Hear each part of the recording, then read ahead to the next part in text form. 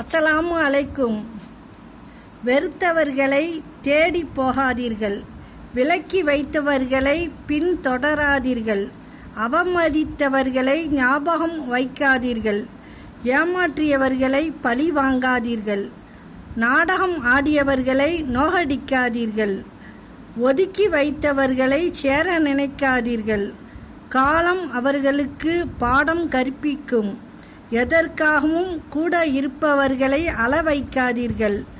அடுத்து என்ன நடக்குமோ ஏது நடக்குமோ என்று பயந்து வாழாமல், என்ன நடந்தாலும் பார்த்து கொள்ளலாம் என்று இறைவன் மேல் முழு நம்பிக்கை வைத்து துணிந்து வாழுங்கள்.